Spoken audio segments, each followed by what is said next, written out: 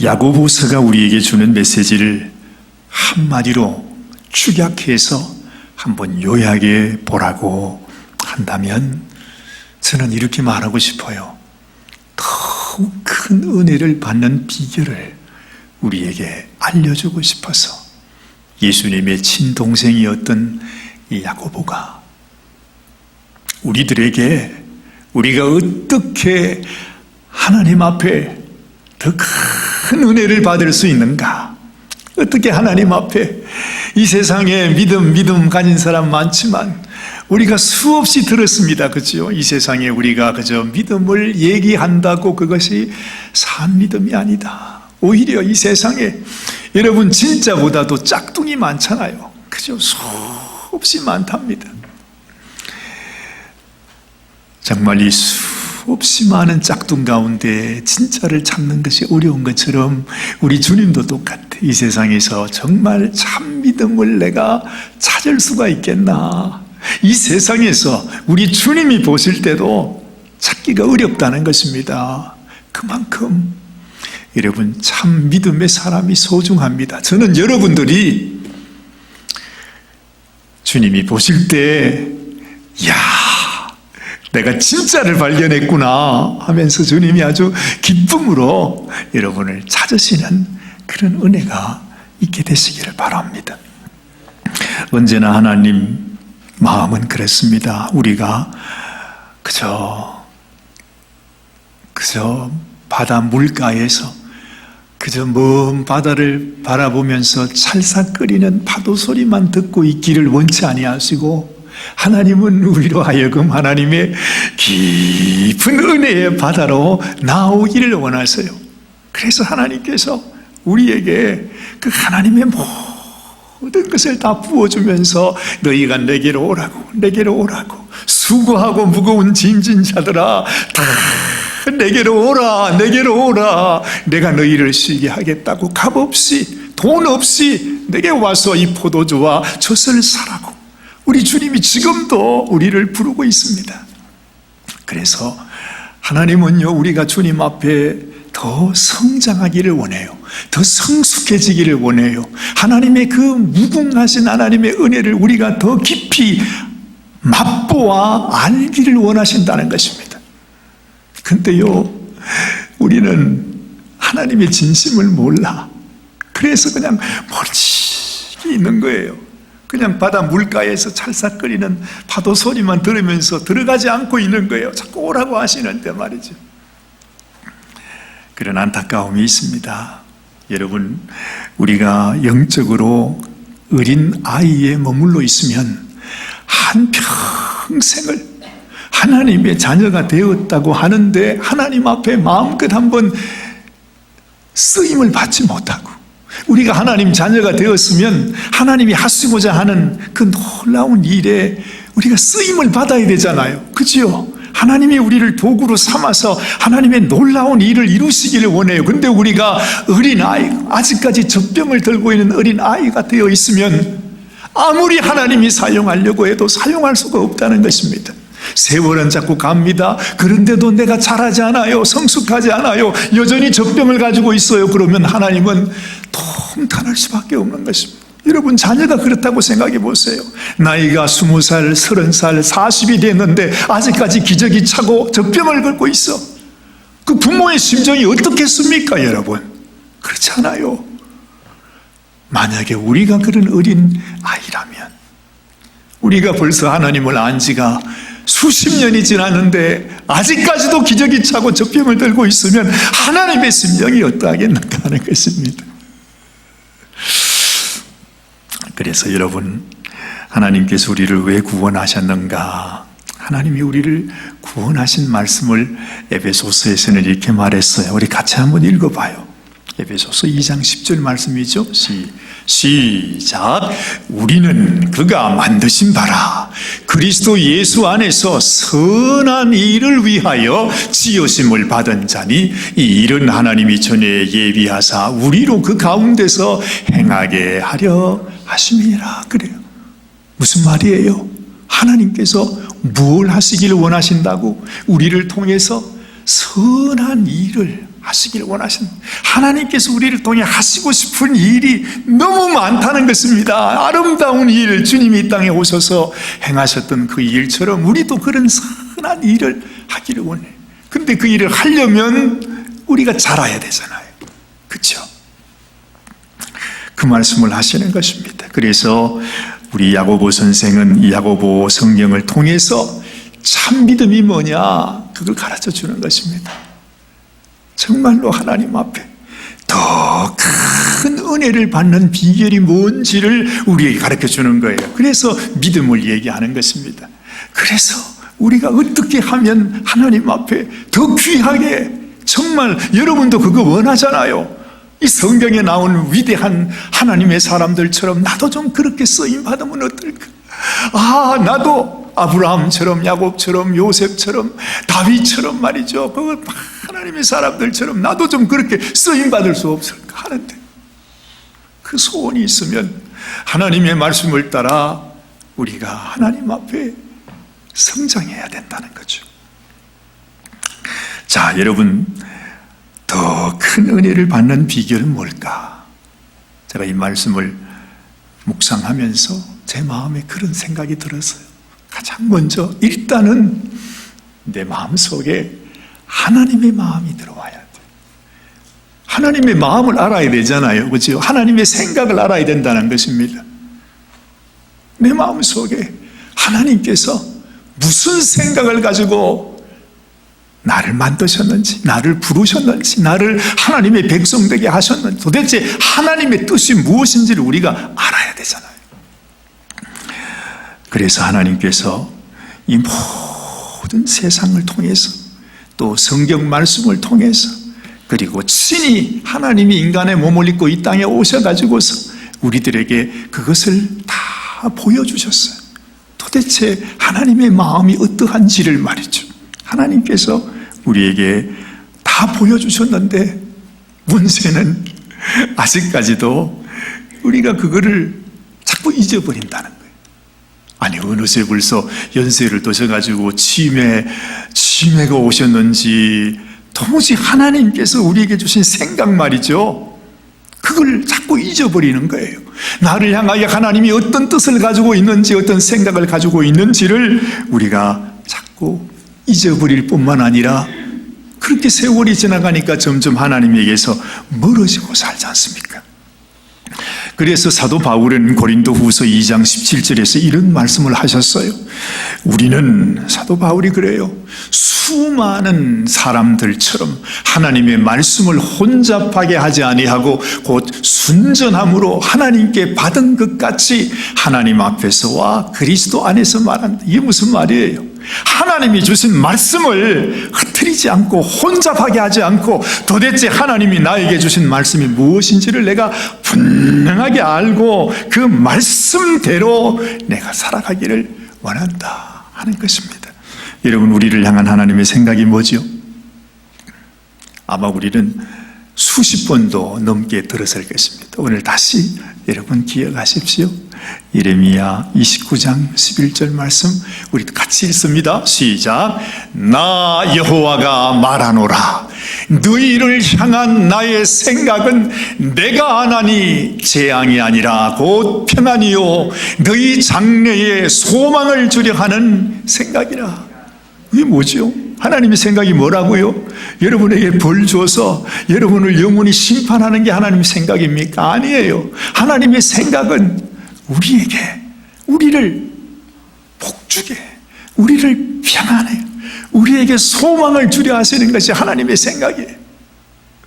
여러분, 무조건 하나님은 좋으신 분입니다. God is so good 그러잖아요. Always God is good 그래요. 하나님은 좋은 분이세요. 잊지 마세요, 여러분. 하나님, 내가 이거 하나님 말씀을 따라갈까? 가도 될까? 믿어도 될까? 내가 하나님 말씀을 이거 순종해도 되는 거야? 이러다가 내가 그냥 다 이거 완전히 망하는 거 아니냐? 그런 생각하지 말고 하나님은 좋은 분이에요. 아무리 하나님께서 지금 내게 야, 너 여기서 뛰어내려, 내가 볼 땐 죽을 것 같은데, 하나님이 뛰어내리라 그러면 그 말씀대로 순종하면 되는 거예요. 왜냐하면 그분은 좋은 분이기 때문에. 아무리 내게 시험이 다가오고 어려움이 다가와도 하나님은 말해요. 오히려 즐거워해. 그렇게 말해요. 그러면 즐거워하면 거기에 하나님이 주시는 놀라운 축복이 예비되어 있다는 것이죠. 그러니까 일단은 여러분, 우리가 하나님께 더 큰 은혜를 받기 위해서는 하나님의 그 생각, 하나님의 마음, 하나님의 뜻이 나의 뜻이 돼야, 나의 생각이 돼야 돼. 하나님 앞에 의심하지 마세요. 하나님 앞에 내가 이래도 될까 생각하지 말라는 것입니다. 그렇죠. 예수님이 이 땅에 왜 오셨다고 말씀하십니까? 이렇게 말하죠. 여러분이 너무너무 잘 아는 말씀, 요한복음 10장 10절입니다. 도적이 오는 것은 도적질하고 죽이고 멸망시키려는 것뿐이요, 내가 온 것은 양으로 생명을 얻게 하고 더 풍성히 얻게 하려는 것이라고 하세요. 더 풍성히 우리에게 은혜를 더 주시기를 원해요. 더 부어주시기를 원해요. 더 풍성해 주시기를 원해요. 더 깊은 은혜를 하나님은 주시기를 원하시는 것이 주님의 마음입니다. 근데 마귀는요, 결국 우리를 죽이고 도적질하고 멸망시키는 것밖에 없어요. 그래서 언제나 우리 주님은 나에게 더 풍성한 은혜를 주시고 하는데, 이 은혜를 우리가 받지 못하도록 하기 위해서 마귀는 계속해서 우리 마음속에 내가 하나님을 바라보고 순종하며 따라가지 못하도록 내 마음의 브레이크를 자꾸 거는 것입니다. 그렇죠. 그래서 요한일서 3장 8절 말씀 다 같이 읽습니다. 시작. 하나님의 아들이 나타나신 것은 마귀의 일을 멸하려 하심이니라. 예수님이 왜 나타났는가? 여러분, 내 속에 들어와서 나를 죽이고 멸망시키려고 하는 이 마귀란 놈을 때려잡기 위해서, 죽이시기 위해서, 멸해버리시기 위해서, 영원토록 불 속에 집어넣어서 이제는 꼼짝하지 못하도록 하기 위해서 예수님께서 오신 것입니다. 근데 우리가 왜 주님의 말씀을 듣지 아니하고 마귀의 말을 듣고서 마귀를 따라갑니까? 그러지 말라는 것입니다. 그렇죠. 주님께서 우리에게 오셔서 우리를 사로잡고 있는 이 마귀를 멸하신다 하셨습니다. 다시 말하면 이것이 영적인 전쟁이잖아요. 여러분, 이 영적인 전쟁이 이제 일어나게 됐습니다. 근데 영적인 전쟁이 어디에서 일어날까요? 영적인 전쟁이 일어나는 곳이 어디일까요?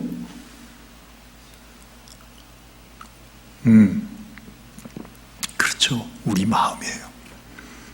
우리 마음 속에. 주님이 우리의 주인으로 오셨어요.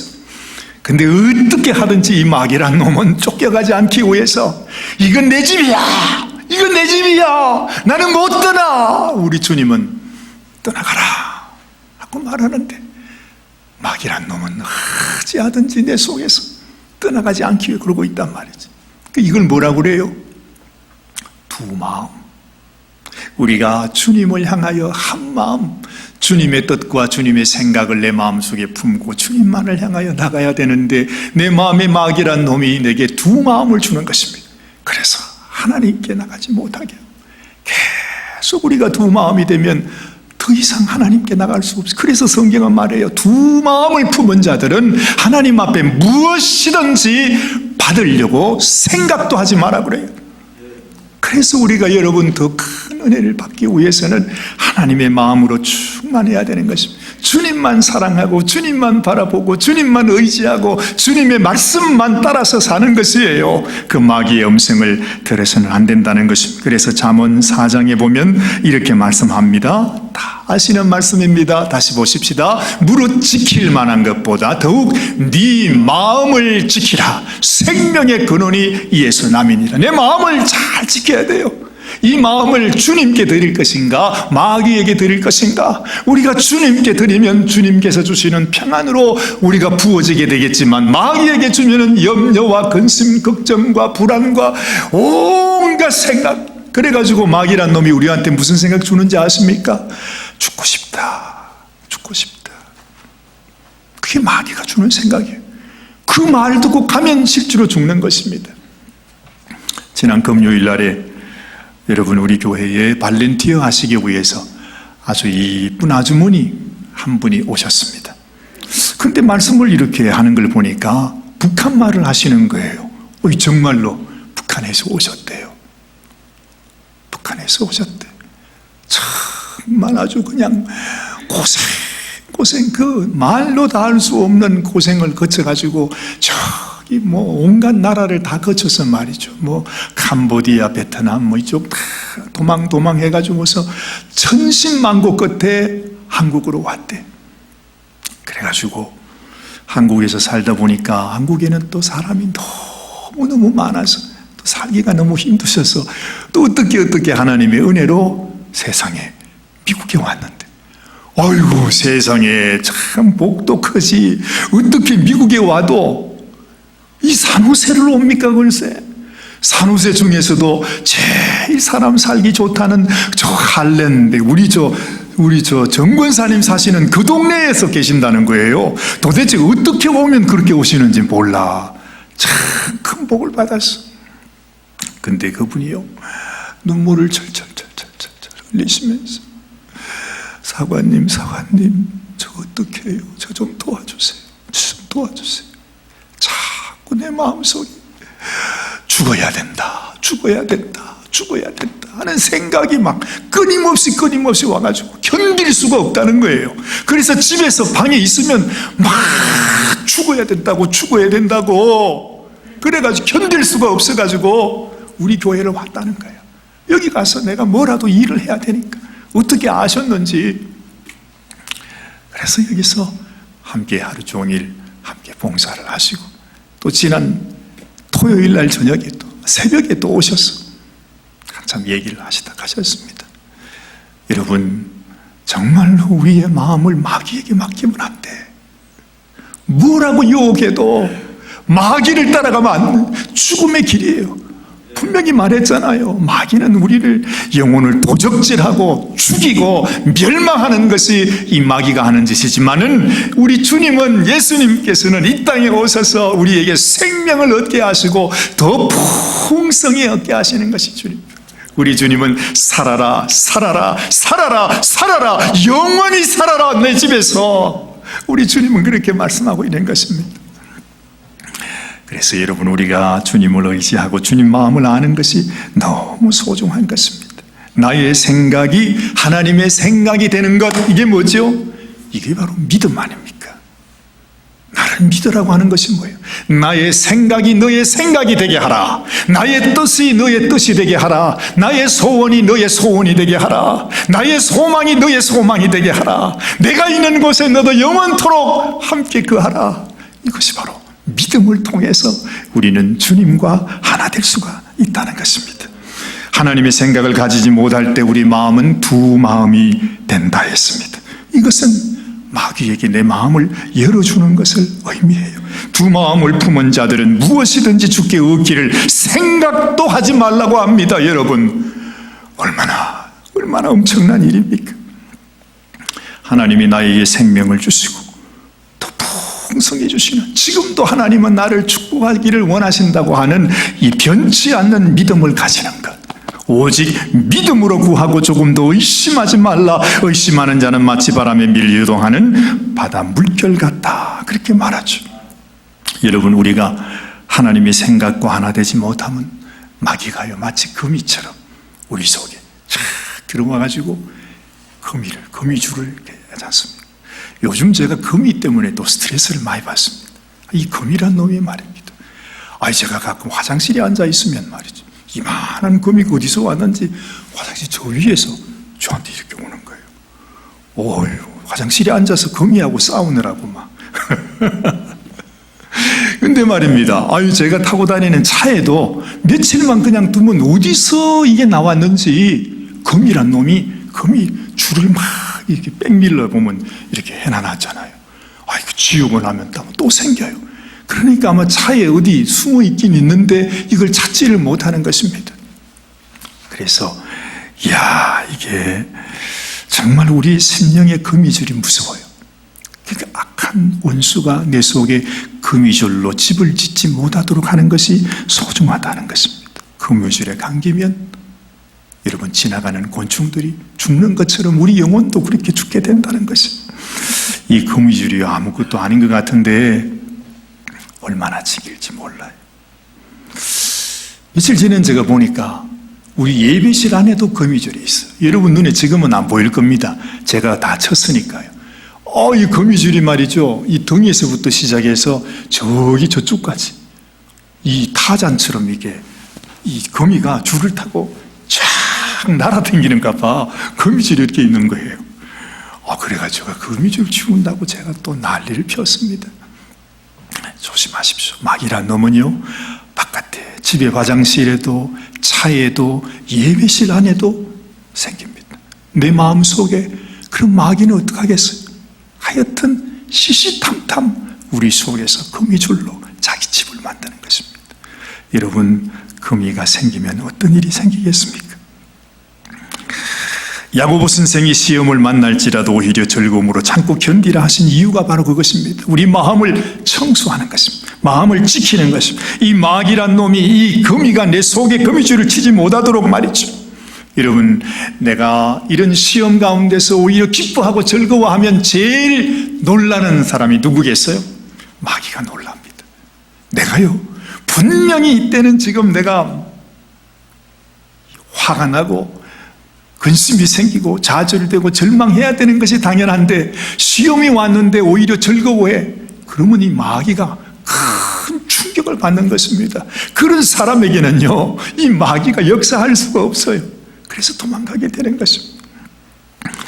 문제가 떠나게 되고 저주가 떠나게 되고 슬픔도 떠나게 되고 근심도 떠나게 되고 질병도 떠나가게 되는 것입니다, 여러분. 그래서 우리에게 시험을 당할 때, 어려운 일을 만날 때에 내가 예수 이름으로 즐거워하고 예수 이름으로 기뻐하고 내가 너에게 붙들리지 않는다고 선포하게 될 때 모든 저주가 떠나가게 되는 것입니다. 그래서 이것을 우리는 믿음의 기도라고 말합니다. 야고보 5장 말씀 보면 이렇게 말하죠. 믿음의 기도는 병든 자를 구원하는 주께서 저를 일으키신다.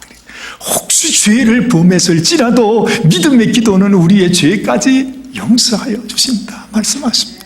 그래서 이것이 소중합니다. 우리 인생이 아무것도 아닌 것, 거기에 우리가 먹히게 되는 것입니다. 하나님은 우리를 이 거무줄에서 빼내서 우리에게 해방시켜 주시기를 원하세요. 여러분, 오늘 본문의 말씀을 보면 6절 말씀에 그렇게 말하고 있죠. 그러나 더욱 큰 은혜를 주신다.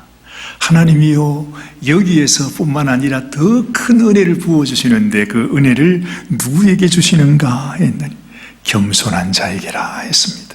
겸손은 하나님께 나가는 것 아닙니까? 하나님의 마음과 같이 되는 것이 겸손입니다. 그렇죠? 우리 주님께서 자기를 죽이시기까지 우리에게 그 겸손의 모습을 보여주셨습니다. 우리도 그렇게만 살 수 있으면 그 모습을 보고 하나님은 우리에게 더 큰 은혜를 주신다는 것입니다. 하나님을 감동하고 하늘의 보좌를 움직이는 기도가 바로 겸손한 자의 기도라 하는 것입니다. 사랑하는 여러분들도 이 겸손의 자리로 나가시게 되기를 바랍니다. 이것이 주님이 우리에게 보여주신 거잖아요. 내가 길이다. 내가 길이다. 나의 마음을 품어라.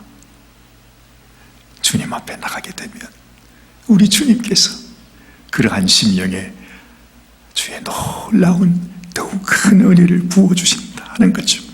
성경은 우리에게 분명히 말씀해 주고 있습니다. 하나님은 교만한 자를 물리치시고 겸손한 자에게 은혜를 주신다 했어. 결국에 교만은 무엇입니까? 마귀를 따라가는 것이고 겸손은 무엇입니까? 주님을 따라가는 것입니다. 너무 분명하지 않습니까? 그런데 왜 이걸 우리가 분별하지를 못합니까?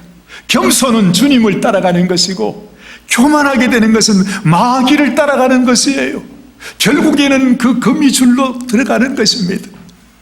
그래서 내가 아무리 힘들고 어려워도 내가 손해를 보고 내가 어렵고 내가 어떤 고통이 있다 할지라도 주님, 나는 낮아지기 원해요. 겸손해지기 원해요. 주님을 닮아가기 원해요. 주님 가신 그 길을 나도 가기를 원해요. 이런 마음으로 주께로 나가야 되는 것입니다. 7절 말씀을 보니 그런즉 너희는 하나님께 복종할지어다. 마귀를 대적하라. 그리하면 너희를 피하리라. 하나님을 가까이 하라. 그리하면 너희를 가까이 하시리라. 죄인들아 손을 깨끗이 하라. 두 마음을 품은 자들아 마음을 성결케 하라. 그래서 여러분 우리 마음속에 오직 주님만을 바라보고 주님 나는 주의 길로 나가기를 원합니다. 이렇게 선포하시길 바랍니다. 마귀야 나는 더 이상 너에게 속한 자가 아니다.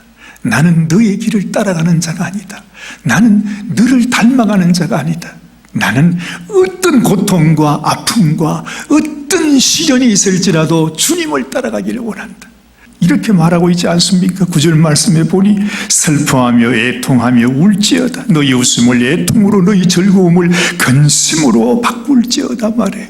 이게 무슨 말입니까? 사실 우리는 다 이미 교만에 찌들은 인생이에요. 여러분 나는 겸손합니다. 이렇게 말하면 그 사람이 가장 교만한 자입니다. 우리는 겸손할 수가 없어요. 사실은 우리는 교만의 절정에 있어요. 우리의 삶이 그렇다는 것입니다. 그래서 여러분 누가 조금이라도 내 자존심을 건드리면 참지 못하는 것이 바로 우리들 아닙니까? 우리 모두가 다 그렇습니다. 그래서 하나님 내가 겸손의 길을 가기 위해서는 슬퍼하고 애통하고 울어야 합니다. 내 웃음을 애통으로 바꾸고 내 즐거움을 근심으로 바꾸어야만 우리는 겸손의 길을 갈 수 있어요. 그렇지 않고서는 우리는 절대로 겸손한 자가 될 수 없다는 것입니다. 주님이 십자가를 지는 것과 똑같은 거죠. 아픔 없이 고통 없이 십자가에 못 박히지 않고 주님 죽으실 수가 있었습니까? 그처럼 나도 주님 겸손의 길, 고난의 길, 아픔의 길을 가기를 원합니다. 주 앞에서 낮추라. 그리하면 주께서 너희를 높이시리라. 내가 나를 죽이면, 내가 더 낮아지면, 내가 다른 모든 사람의 종이 되면 주님이 나를 높여주신답니다. 신명기 말씀에 우리가 잘 아는 말씀이 있죠. 신명기 8장 2절 말씀, 내 하나님 여호와께서 이 40년 동안에 너로 광야의 길을 걷게 하신 것을 기억하라. 이는 너를 낮추시며 너를 시험하사 네 마음이 어떠한지 그 명령을 지키는지 아니 지키는지 알려 하십니다. 하나님께서 이스라엘 백성들을 40년 동안이나 광야에서 그렇게 고생하게 하신 것은 오직 한 가지 목적이에요. 낮추시기 위해서. 낮추시기 위해서. 여러분의 삶 속에 어려움이 있습니까? 환난이 있습니까? 고난이 있습니까? 문제가 있습니까? 그 모든 것의 한 가지 목적은 그것이에요. 그것으로 인해서 우리가 낮아지기를 원하시는 하나님. 왜냐하면 우리가 낮아져야, 내가 겸손한 자리에 있어야 하나님이 높일 수 있으니까. 그렇죠? 우리가 높아져 있으면 절대로 하나님의 은혜가 우리에게 부어질 수가 없어요. 하나님의 더 크고 깊은 은혜가 임하기 위해서는 내가 겸손의 자리로 가야만 합니다. 그 자리는 슬퍼하는 자리, 애통하는 자리, 고난의 자리예요. 정말 나를 죽이는 그 자리예요. 그러나 그 자리에 있으면 하나님이 우리를 높여주시는 것입니다. 여러분들은 사람이 아니면 내가 나를 높이는 그런 인생이 아니라 하나님께서 친히 여러분들을 붙들고 높여주시고 영광받게 하시는 그 주인공이 되시기를 바랍니다. 감사합니다. 오늘도 주님께서 야고보 선생을 통해서 우리에게 주시는 간절한 더 풍성한 은혜, 그 더 큰 은혜를 받는 비결 이제는 우리를 향하신 하나님의 마음을 알고 믿고 따르며 순종하는 것임을 알았습니다. 우리의 마음이 두 마음이 되지 않고 오직 주님만을 바라보고 주님 앞에 우리를 낮추고 더 겸손의 자리로 주님이 우리를 위하여 십자가를 향하여 나간 것처럼 우리도 더 낮은 자리, 주님의 십자가의 그 자리까지 나갈 수 있는 참 믿음의 사람이 되는 것, 그것이 바로 우리가 더 큰 은혜를 받는 길이라 말씀하셨습니다. 하나님께서 우리 사랑하는 모든 성도들의 심령 가운데 내가 살아있는 동안 정말 우리 주님이 원하시는, 우리 주님께서 높여주시기를 원하시는 겸손의 자리, 겸손의 사람으로 살아가기 원합니다 하는 소원으로 살아게 하여 주시옵소서. 사랑하는 모든 성도들에게 이 놀라운 은혜와 축복이 함께해 주시기를 간절히 소원하옵고 우리 주님 예수님의 귀하신 이름 받들어 간절히 기도드리옵나이다. 아멘, 아멘, 아멘.